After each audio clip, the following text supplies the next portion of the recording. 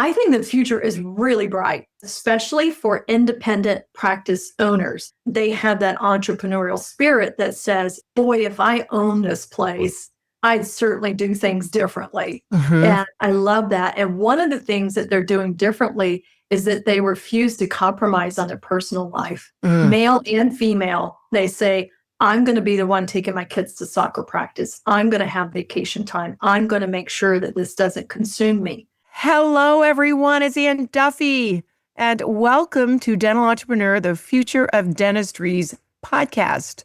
I am so happy that you're with me today, and I have just not only a special guest, but a special person in my life. The day we met and hugged and have continued our friendship and grown our friendship, it just feels so yummy, so special, because through our friendship and our professional life, we have, I feel like, grown mountains of women coming together. And it's together that we do things for the right reasons, and we do big things with small love. Let me tell you a little bit about her before we get started. Victoria Peterson has spent more than 3 decades helping independent dental practices become something rare, truly investable. She's the creator of the Investment Grade Practice Framework, a comprehensive methodology that transforms how practices are built, led, and valued. But what sets Victoria's work apart isn't just the financials. It's the belief that a high-performing practice is first a coherent one, where the culture, the team, and the leadership are all operating in alignment. Today, she's here to talk about what it actually takes to build a practice worth owning and worth selling. Please help me welcome Dr. Victoria Peterson. Hello and welcome. Hello, Ann. I love your radio voice. I loved reading your bio because I have seen you grow so much. And one of the things I've always admired about you, Victoria, is that you grow and you pivot and you grow and you pivot. And it just, you're still going to the top of the mountain. And every time you hit one big plateau, you get to the other. And you really have inspired so many of us to live out the principle of do, which is start and don't stop, and do's don't retire. So thank you. Thank you so much for joining me today and for all you're doing. Tell me a little bit about what you have been doing, since 2026 started. Oh, wow. I love that you said the mountain metaphor, because when I turned 50, myself, Patty Suey, who was with us for a long time, and about 4 or 5 other women our age, and my 18-year-old son, we decided to climb Mount St. Helen for our 50th birthday. I know. I don't jump rope. I don't run. I don't walk. I don't exercise. None of it. Like, I run to the store. That's what I would do. And my husband thought, you're crazy. So I gave myself a year, and kind of trained for it, totally unprepared for that. And what I learned climbing Mount St. Helens is that mountains are not straight up. You climb and you go through the woods, and then you get to another level, and then you climb a rock and you think, surely at this peak, I'm at the top, but you're not. You go down a valley and then you come back up again and you go down a valley. And St. Helens is really unique because, remember, it blew. She blew her top off. Yeah. And so when you get to that last 200 feet, it's all ash. It's like climbing a sand dune. Oh, wow. I am not close to the sand dune of my career yet. So, I guess what I've learned is that you take the hills and the valleys and you conserve your energy where you can, and you celebrate every step because they're so well earned. And 2026 has been another mountain to climb. I can't say that it's not. As you know, and some of your listeners probably know, I developed Productive Dentist Academy along with my co-founder, partner, friend, Dr. Bruce Baird, in 2004. And we celebrated 21 years of partnership. And he passed away on January 6th of this year. And so the last 90 days have been about finding my feet on the ground, about, the team and our clients, and where is our position within the industry? How do we keep serving? And I guess the thing that I'm most proud of with Bruce and I in our relationship is that we do try to walk our talk. And part of that, and part of the investment grade practice framework is, we pulled a page from Stephen Covey that says, begin with the end in mind. So about 2 years ago, Bruce was 68, I was 62. we said, what does the end look like? At some point, there will be an end for us. What does that look like? And he said, by the time I'm 70, I would have been so many years since hanging up a handpiece. I'd like to start passing the torch. So we started doing that. And you saw at our conferences, we brought in Jackson Bean and Wade Kiefer and Braden and other speakers, fabulous clinicians, masters at their craft. And he was starting to transition podcasts and things like that. In July of last year, we executed his succession plan. The company bought back his shares in the company, and he was working out his last year as an employee and was loving it. And in fact, the day he passed away, we were chatting and the conversation was so good. I was like, we need to record this and do a podcast. Let's do that tomorrow morning. He's like, I got your partner. I just want to keep helping PDA grow. So that's where we started the year. It was wow. It was a rough start to the year. Yeah. The beautiful part of that, and of course, you and I, before we started, dedicated this to Bruce, and we know he's watching down here on us today as we share. But your team that you built together, really the culture, the energy, the love that you have for each other and for your clients and for the doctors, because I've seen that firsthand when I went to your 20th anniversary. I've seen that the love in the room. I mean, it was so palatable, but it just showed up. You never know, are you really doing the right thing? Is it really strong? Is it real? And I think that one of the things that is so beautiful to see is that it is real. The Productive Dentist Academy is authentically real, here to help dentists have a great career. And now, moving forward with everything you and Bruce created, and you've taken the helm, and again, kudos to you, because he was so dear to you that you didn't really have time to grieve like probably you would like to, because you're responsible for a lot of people. I think that the grace that everybody gives each other, that you've built that culture of giving grace. You're not alone in this path. Not at all. And I give credit to our team because they believed in our philosophy of comprehensive care. They believe in the philosophy of diagnosing by risk factors, and everything we do that we've always done on the practice management side started and stopped in the patient chair. What is that experience? Strip away the insurance, strip away your limiting beliefs, strip away whatever technology or excuses you have. Are you taking care of the patient? And if you start and stop all your systems with that, things work well. And so our team honestly didn't miss a beat. They were like, okay, we need to get a plan. We'll do this, we'll do that. You had Robin Demiris, the head of our Phoenix Dental Agency. She was on our winter cover for Chicago Midwinter, and just absolutely a beautiful, beautiful story. So, if you haven't read her story, go to dw.life and click on the most current issue right now is her cover and her story, and just a beautiful person. And I remember talking to her at the 20th anniversary and saying to her, Robin, you've got to share your story with us sometime. And then it came to fruition. Your team pushed her to do that. We shoved. We shoved. Like, no. Just beautiful. And then our podcast just came out, and I just love everything that she had to say about what she's doing, and also the freedom that you've given everyone that works for you, the ESOP that you've created. I mean, right there is just a model for so many businesses, and the love that they have for you and where you guys are going. It's just so cool. And you've had such long-term employees, and you've also, Victoria, personally spawned so many coaches. As you're there for a time, and then you see, okay, I want to maybe do something on my own. And you've always given them the freedom and the grace to be able to exit beautifully, which makes perfect sense that you're the one person to write a book on investment grade practice, on how to build it with the end in mind. Talk about that. It comes from, like you said, I've been at this. I think you and I both started when we were children. Oh, yes, absolutely.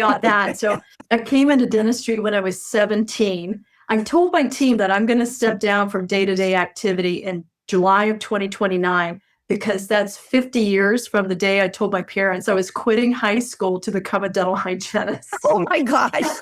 You've always been sassy. Okay, that makes sense. Always been sassy. I was like, I need one credit to graduate high school. Why am I sticking around here for a whole year taking all these advanced placement classes when I could drive 30 miles to the junior college, get my high school diploma in one semester, and start college? And my parents said, well, it sounds like you've got a plan. And they let me do it. Good So parenting. assisting while in hygiene school, becoming a hygienist. I turned down dental school. I was accepted, but at the time it was the 80s and doctors were going bankrupt. I mean, left and right. Interest rates were 14, 16%. They were struggling. And honestly, they weren't making maybe $20,000 a year more than a hygienist. So I thought all that education, all that risk, I would never own a dental practice. That's crazy. Fast forward after 15 years of a really wonderful clinical life, I went from Medicaid to the top cosmetic practice in Atlanta and learned so much, helped Fortune Management create hygiene mastery. Lots of things have sparked from that. I got to teach at PAC Live and learn all the new cosmetic material. It's fun to think that we were here before whitening, Yeah. Oh my gosh. I had already had a consulting career and retired. And Bruce called and said, "Hey, I remember when you worked with my practice. I'm starting this thing. I just want to get inside the head of the doctor and tell him it's not your team's fault, it's yours, and like get the doctor's head on straight. But now that I've done that, they want to train their team." So we came together. That's why we formed the Productive Dentist Academy. And along the way, I had an opportunity to start buying practices. So I created a small network of about 5 practices that I owned. One I owned 100%, the other 4 I owned 50-50. And then we managed about 3 others. So we had about 8 practices in our network. And so I built Neighborhood Smiles, and that taught me a lot. It taught me a lot about liability, about true employees. Like I had independent contractors and independent thinkers. This was 55 employees that lived 2,000 miles away from me that clocked in, clocked out, and weren't always there to pull together. So I experienced the embezzlement. I experienced the buddy punching on the time clocks. I experienced the, why did you say watch that tooth instead of treatment planning a crown? I went through evaluating insurances and which do we take, which do we not, all of that kind of stuff. And had a planned exit on that. I was in that environment for about 7 years. And the true mark of being investible is what happens after you sell. And at the time, this was 2011, 2018. So the DSOs were really hitting their stride. And the theory back then was just duct tape a bunch of practices together. And now you've got a group, and you sell the group, and you get a higher multiple. I had an internal buyer, my partner, and I owned 3 buildings and half of 5 practices, and I leveraged out for an 11x. And it was great. You have lived it, girl. You have lived it. But guess what happened after? What? Back in the day, during that time frame, DSOs expected that they would close down 25 to 30% of the practices that they bought. Because if you duct tape 7 together, 2 were going to be dogs. And you were going to have to just, they weren't profitable. And so they typically shrink in the early days. Those 5 practices are still going, and they've added 12 more. There's 17 of them now across the state of Wisconsin. So that's where I learned that there's a difference between working in another Stephen Covey, right? Working in the business versus on the business. Okay. That environment, I was forced to do both. We had to have good culture, good systems, good processes. But I also knew that I wanted to leverage out and get my money back and hire and have that investment. That's when I really kind of intuitively started building this framework of how do I pay attention to cash flow today? Because that's important. But how do I build this so that someone else wants to buy it? And they want to buy it at a premium. And that honestly, in 2018, nobody was asking that question because the thought of the day was it was all about volume and acquisition. Yeah. It wasn't about same store growth. It wasn't about making each practice as strong as it could be. So that's been a journey. That has been a journey. And I think we're circling back now to what's the future of dentistry now, having all that experience. Where do you see it going? Because it got itself in a little bit of trouble there, as you just mentioned, because they lost their footing, so to speak, on what was really important. So we've got a lot of young dentists that listen to this podcast as well. What do you see some of the tips for where we are right now, looking out 5-10 years? I think the future is really bright, especially for independent practice owners. And I love that you have a young audience because the people I see buying practices right now were in a DSO or public health or something like that, and getting their clinical skills and their reps. And they have that entrepreneurial spirit that says, boy, if I own this place, I'd certainly do things differently. Mhm. And I love that. And one of the things that they're doing differently is that they refuse to compromise on their personal life. Mm. Male and female, they say, I'm going to be the one taking my kids to soccer practice. I'm going to have vacation time. I'm going to make sure that this doesn't consume me. So they're going at it in a different way than baby boomers and Gen X's did, where your job was your identity, is your identity. I am a dentist. Younger doctors, I think they identify as dentists, but they say, I provide dental care and I snowboard and I surf and I do this cool, wicked stuff. Yeah. They have lives, they have hobbies. That gets infused in the culture. Where they're having a hard time is they don't yet know the structure. They don't know how to architect the design to give them what they want. And dentistry is very fragmented, but consulting is even more fragmented, right? So I'm going to read an article here. I'll go on Dental Town. I'm in Nachos, and so said this was good, but then I compared it to that. So there's a lot of DIY in younger generations, which I love. ChatGPT, half of it will be right and half of it will be hallucinated. Ask a consultant, half of it's going to be right, half of it's going to be brilliant. Some of it's not going to apply. So I think they're time crunched because there's so much to sort through.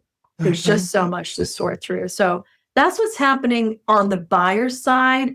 And it is a buyer beware market. I've had 4 doctors this week that I spoke to. One I onboarded, she called me on a Thursday and said, okay, I talked to your company about 4 months ago. And they said, when I meet my new team, call you. It'll be time to start coaching. I was like, great. She goes, I met my team an hour ago. I was like, great. And she goes, I close on the practice a week from tomorrow. I was like, wait, a week? And I have all these questions. She had 15 questions that ranged from somebody told me that I need to fire the employees and then rehire them. How do I do it? To can I bring my former assistant with me, to the lease, to everything. Like so many questions. Yeah. Can I buy a new computer system because we can't run the patient ad? And what do I do about this? And my bank, can you look over my loans? Can you look at my contracts? All of this.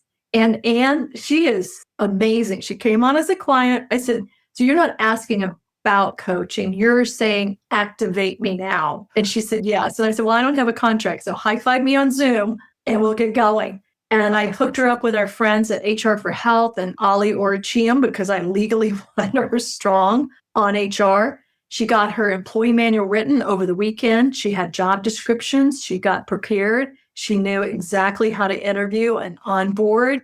Wow. She got her ducks in a row with her computer system. Carrie Miller started working with her. She's had her first team meeting. She's been in practice 2 weeks now. She's off and running and going. So the new generation's moves like this, and they're all sitting in the DSOs right now with those 2-year contracts looking around for those $750,000 practices. And that is a special number because it points to the future. Doctors who didn't prepare for their exit years in advance, their practices are somewhere between 700 and 1,900,000, somewhere in there. And they're selling for 65 cents on the dollar. So wow. For young doctors, it's just uncanny. Yeah, the practice revenues were like 700, 750, 725. They're in that range. And I bought it for 400. Isn't that a great deal?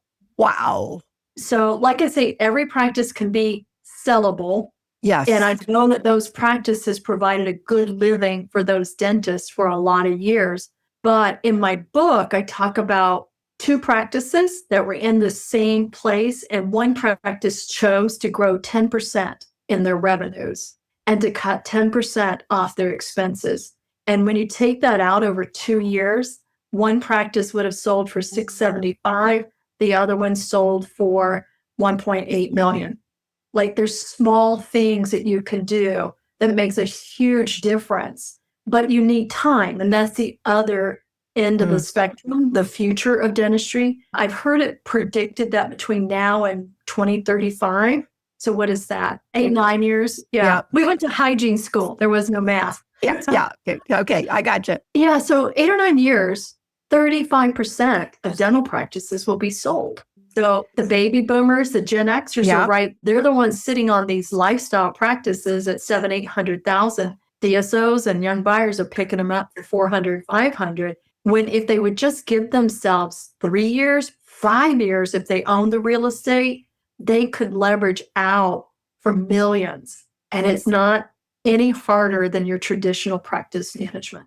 It's just pulling different levers that they haven't yet been taught. Yeah. They don't know what they don't know. We say that often. No. Yeah. But that is so interesting. And I can believe that because I think a lot of dentists don't believe that they would be still practicing at this time in their life, right? I mean, they feel like they would be retired by now. And they decided, well, they got to work a little bit longer. So there's a whole group of, you smash them all together that are wanting to have their legacy carried on, their culture carried on, but they take their foot off the pedal, I guess, and they just don't know.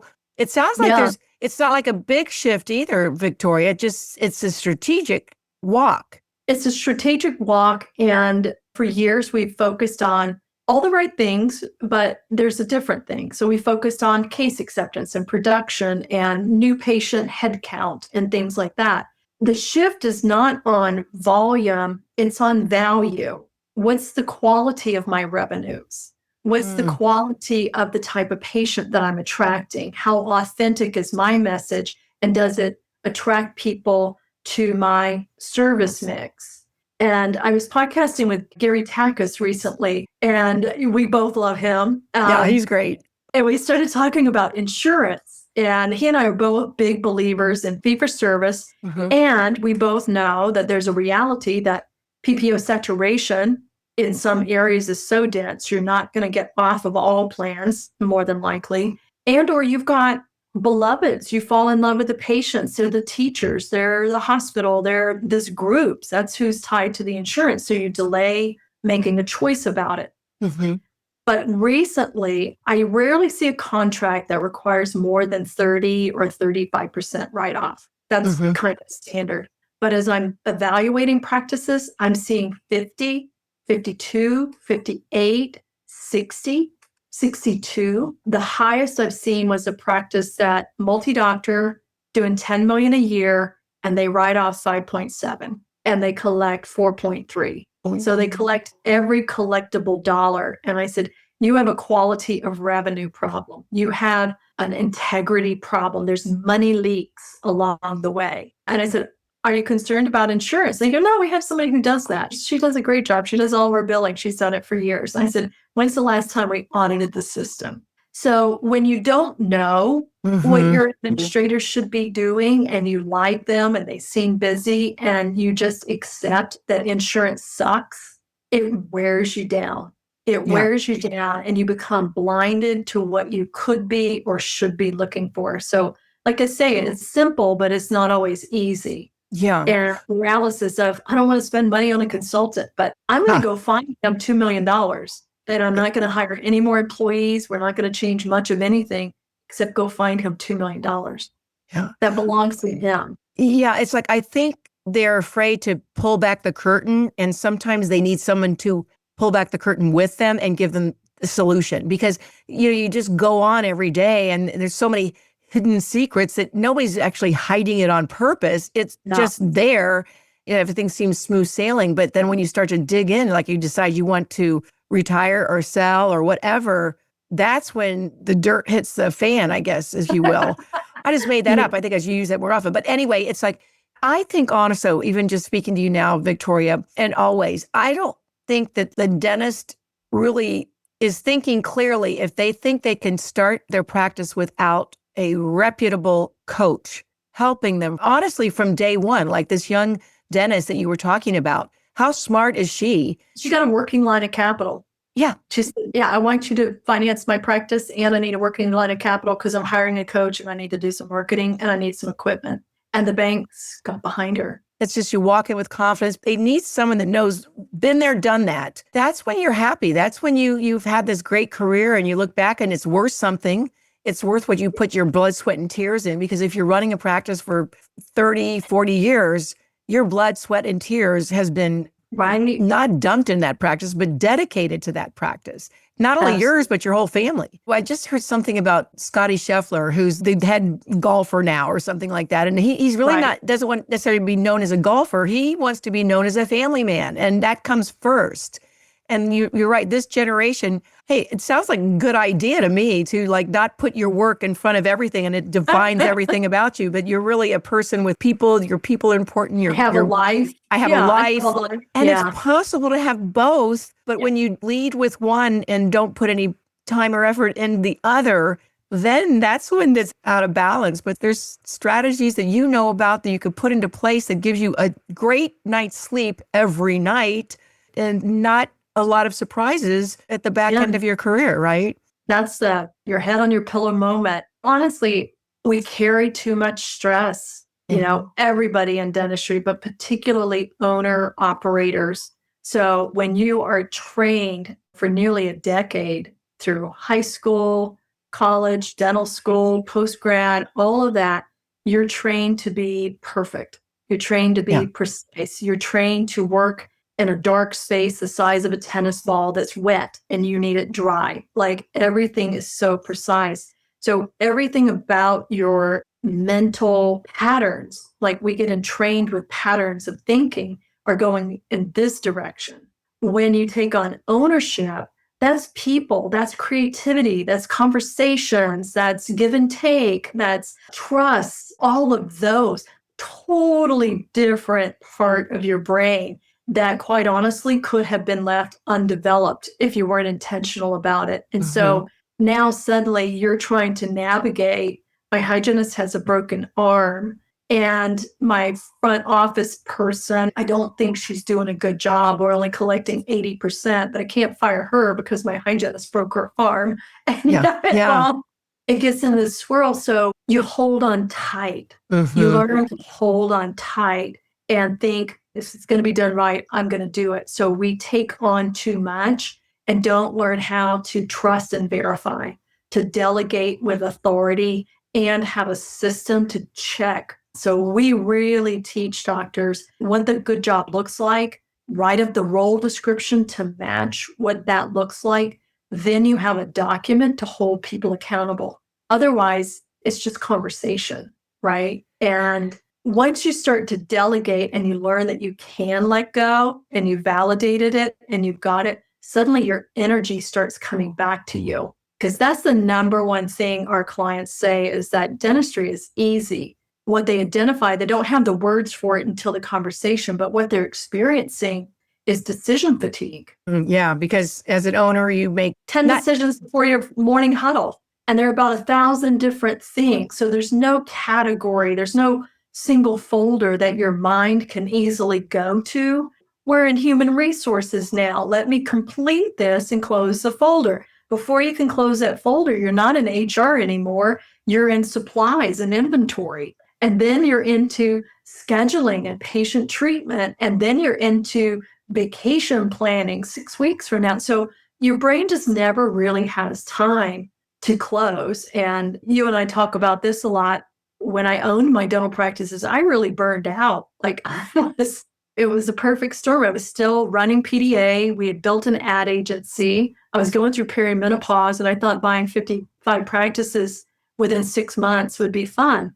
It was too much. It was too much. I want to say I had 55 employees in Wisconsin, and I had 35 employees strung out across 13 states otherwise. And I can remember walking into the Amen Brain Clinic, not knowing what was wrong with me. And they did these scans and they said, you have PTSD. And I was like, that's crazy. I didn't go to NAM. I didn't fight no war. I can't have PTSD. And they go, no, your cortisols are off the chart. You've blown out your thyroid. You have Hashimoto's. You have PTSD. If you don't change something right now, and I write about this in the book, if you don't make a change now, like get rid of 70% of your workload as quickly as possible, you're looking at lupus, multiple sclerosis, rheumatoid arthritis, and a whole cascade of autoimmune diseases that you won't be able to control. So that was 2016. Wow. That was a long journey. That's what sent me into, okay, how do I put myself in the center of the circle? That's what we teach our doctors too.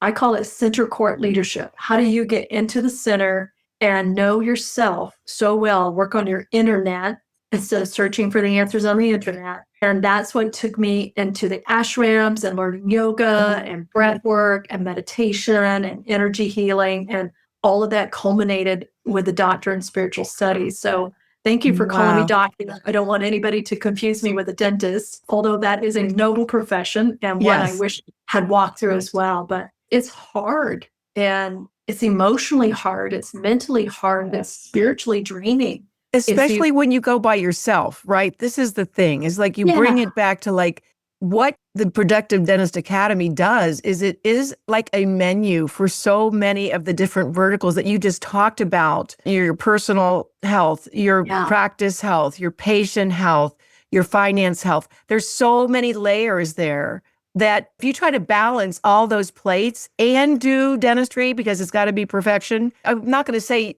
you can't do it because maybe there are some phenoms out there that can handle that. Yeah. But you do need somebody that has been there, done that, has the experience. It's almost like there's got to be a hack for almost everything. And we just don't know what it is until we talk to somebody that knows what they're talking about, knows what to ask, or knows that, oh, you can help with this? Oh, I thought I had to do this all on my own.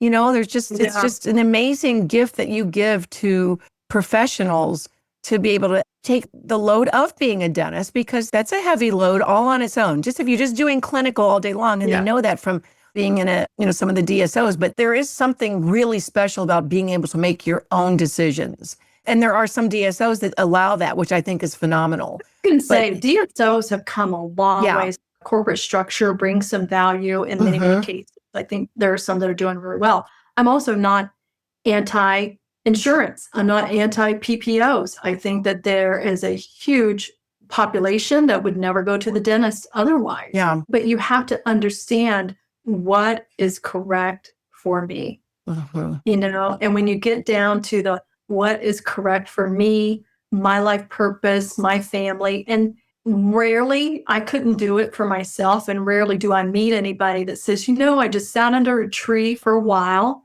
and I came up with, this is my life. This is how I know I'm supposed to do. This is how the world knows me. And I got it all figured out.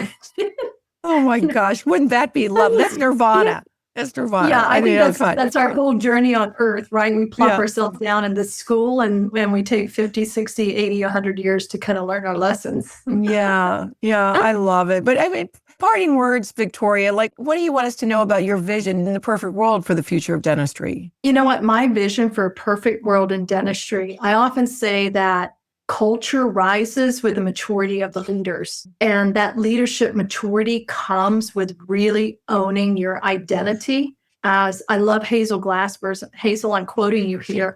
You're not a dentist, you are an oral physician. There is so much research out there that shows that oral physicians, oral professionals, and hygienists, assistants, EFTAs, doctors, all of us, we could identify almost 80% of chronic disease. We have more patient access than any other healthcare professional. And we've allowed ourselves to be stripped of our right to autonomy and clinical excellence. And so for me, if I retired out of this industry after 50 or so years, and I knew that dentistry was moving towards a more holistic way. I was doing glucose metering in 1987. I was doing blood pressure checks because we didn't know a lot about gum disease back then. We knew it was bacterial, but we didn't know which were the good bacteria, bad bacteria. But what I noticed was as my patients' tissues got healthier, they were coming back and saying, boy, I didn't know that I would need less insulin. So I missed my last appointment because I OD'd on my insulin. I went to an insulin coma and we had to readjust it. 1987, that clicked. Wow.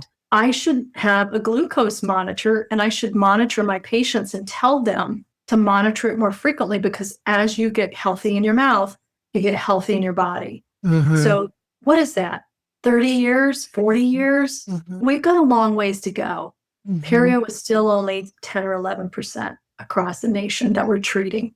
Yeah. So yes, I love the financial side of building an investment grade practice. I know I can help doctors build generational wealth and all of that. But I think if we all came together in advocacy of comprehensive care, we could have a healthier nation. Yeah. We could help with so many chronic diseases that we're not helping with right now. So for me, once a hygienist, always a hygienist. I'm that rebellious teenager who quit high school to become a hygienist. So that clinical side of me is going to be infused in everything. I feel that we're getting there. We may be on the second wave of that. It's taken a while to get that out there. It really has. But it is a conversation that has been had in circles and circles. So that is broadening and widening. And companies like yours helping to spread that word that dentistry is important. It's priceless, and it can be very rewarding and generate not only wealth, financial wealth, but physical and emotional wealth for a great career that you've lived it and poured your heart into it. So I thank you. Yeah. How do we get in touch with you? Because I'm sure there's a lot of dentists that say, oh, dang, I wish I would have called you 2 months ago or 20 years ago, or like your friend that called a week before she's ready to close. So how do we get in touch with you at Productive Dentist Academy and your fabulous team of dental professionals? You could go to productivedentist.com. You could also find us on investmentgradepractice.com. And my team email directly would be growthteam@productivedentist.com. And they can get you some information. And I'll say the thing I'm most excited about right now is AI in dentistry, because we're saving doctors 3 hours a day in note taking. Like, it's just amazing. So many cool things happening. So many cool things happening. It's hard to stay on top of that when your nose is down or your head's down into the chair too. So yeah, it's just so much to learn and so much excitement for what's to come. That all just lends itself to more patient care and more balance in your life. So there's so many tips and tricks that you guys know that will help us grow. And I love that. What is it? Grow team? Growth team. I'll give it to you so Growth it can be team. Well, it'll be in our show notes. I just thought that's so you, Victoria. That growth team. The team came up with it. They were like, we don't want info at.